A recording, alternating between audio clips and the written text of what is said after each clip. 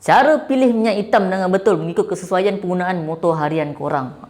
First kita tahu jenis minyak hitam. Minyak hitam ni banyak jenis. Ada mineral, semi, 1040, 550, 050 apa semua, terlampau banyak. Kereta lain, motor lain. Tapi basically motor simple, tak complicated macam kereta. So basic untuk korang first nak tahu kau punya jarak perjalanan korang. Contoh kita ada long distance, short distance. Kalau long distance tu macam geng-geng yang jenis yang kerja jauh, tak pun jenis rider apa semua yang sehari perjalanan lebih 100 km. Contoh kau kerja Seremban tapi duduk KL, so kau duduk Seremenyih, kerja dekat Hulu Selangor, perjalanan yang jauh. Tak pun yang short distance, setakat ulang-alik tak sampai 30-40 km. Kalau korang long distance, korang just ambil minyak hitam yang likat sikit lah. Biasanya kita panggil dalam 15-50, ambil yang elok sikit lah, 10-40 terpulang. Tapi kalau yang short distance, biasanya korang boleh ambil yang 10-40 pun dah okey dah. Cukup. 5-50 tak elok sebenarnya untuk yang short distance. Boleh, tak ada masalah. Tapi berat sikit. Sebab untuk 15-50 yang likat ni biasanya bila korang bawa, waktu enjin korang tak panas, motor korang akan berat sikit. Tapi bila enjin dah panas, baru smooth.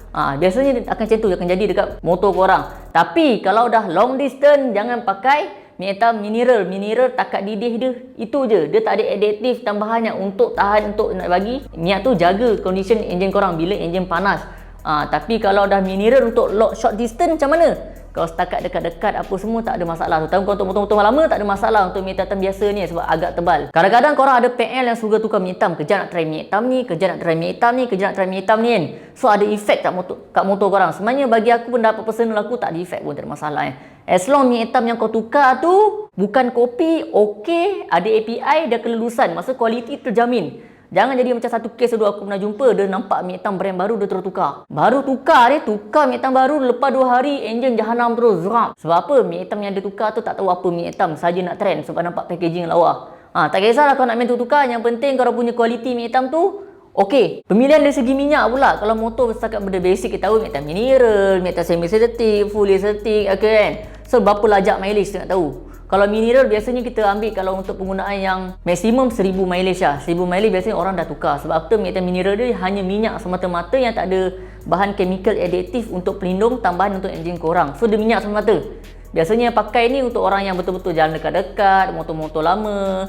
So tak ada masalah pun minyak mineral ni sebenarnya. Tak ada isu pun. Harga pun murah. Itu kelebihan dia. Kalau minyak semi sintetik macam mana? Minyak dah nama semi sintetik biasanya dia dah ada setakat bukan base oil, bukan setakat minyak, dia dah ada banyak tambah-tambah additif untuk nak tambah lagi pelindung dekat dalam enjin, dalam minyak hitam korang tu sebenarnya. So minyak semi sintetik ni biasanya harga dia agak murah compare dengan fully sintetik. So untuk korang yang long distance apa semua tak ada masalah.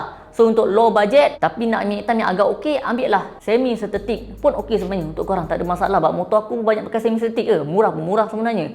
Tapi kalau korang ada budget, ada modal, ambil fully sintetik. Sebab apa ni memang untuk performance punya minyak. Enjin smooth, untuk kelancaran enjin, ambil fully sintetik. Fully sintetik banyak jenis, ada yang ester, ada yang biasa.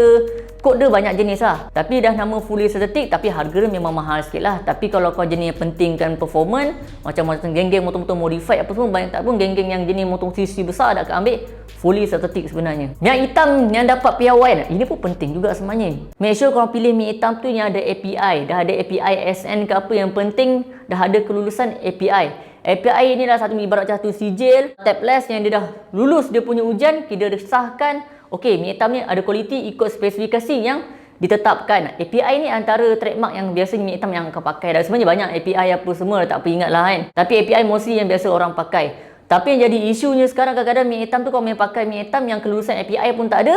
Kadang-kadang minyak hitam tu pun tak ada API tapi dia tipu, dia buat API. Itu jadi masalah. Ibarat kau pakai minyak hitam yang tak ada kualiti dalam enjin motor korang, so apa jadi? Dah tak ada sifat pelindung dalam enjin korang, yang minyak tak ada kualiti tu enjin jahanam lah motor korang. Overheat apa semua, barang semua dalam tu kasar, enjin jadi kasar, jahanam. Macam-macam lagi lah. Make sure brand yang kau beli tu ada API. Dia yang menakutkan orang pasal API ni ialah sebenarnya setiap minyak hitam yang dekat market ni memang akan ada API sebenarnya. Tapi adakah API dia tu betul? Tu nak tahu. Kadang-kadang dia saja overclaim, kadang tak API pun. Belum cerita minyak-minyak kopi lagi. Kata brand ni memang API apa semua memang betul. Banyak ori bagus. Tapi bila masuk dekat kawasan sini, dia ambil yang kopi, penjual ambil yang kopi, dia letak. Padahal kandungan dalam botol dia tu ialah minyak hitam yang biasa, tak ada kelulusan pun. Just minyak hitam yang tak ada kualiti. Yang itu yang enjin korang jadi cepat jahanam. Enjin minyak kopi ni bahaya sebenarnya. Banyak enjin jahanam sebab minyak kopi ni. Sebab harga murah kan. Korang pula yang suka harga-harga murah pun terkena juga sebenarnya. Pilih minyak hitam ikut kesesuaian enjin korang. Itu penting juga. Biasanya kalau motor-motor standard ni diorang tak kisah sangat pun pakai minyak hitam yang mineral ke. Untuk motor-motor biasa kadang-kadang pakai stainless steel pun dah cukup lah. Kalau pakai fully tu kira ibarat macam dia betul-betul nak jaga performance motor. Tapi kalau geng-geng motor-motor modified ni nak jaga betul-betul nak jaga performance ni, tak pun motor-motor yang besar ni biasanya akan pakai fully synthetic yang elok sikit lah. Nak pasti korang punya motor tu engine power smooth, lancar, engine korang pun senyap, bila engine panas smooth, tak bunyi kasar, diorang pakai apa? Fully synthetic. So ikut bajet korang sebenarnya, ikut sisi korang juga sebenarnya. Kalau ada bajet boleh, tak ada masalah kan. Kalau motor setakat standard tak kisah pun semi synthetic fully terpulang atas korang sebenarnya, tak kisah pun. Minyak hitam penggunaan ikut condition tak pun iklim. Itu dekat Malaysia kita jarang fikir pasal benda ni sebab kita punya cuaca lebih kurang sama je kan.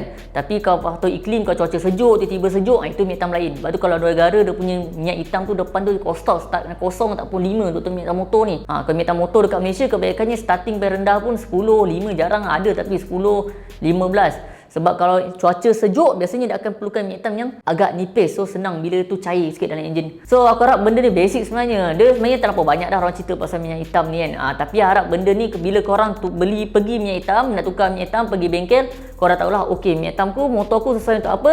Ini ialah basic, panduan paling basic. Sebenarnya banyak lagi sebenarnya. So benda ni rujukan untuk korang sebenarnya. So aku harap benda ni bantulah kau boleh tag member korang yang nak tahu info berkaitan dengan basic penjagaan motor macam ni. So cuba komen member korang bawah yang tahu pakai motor je. Ini penting untuk dia belajar.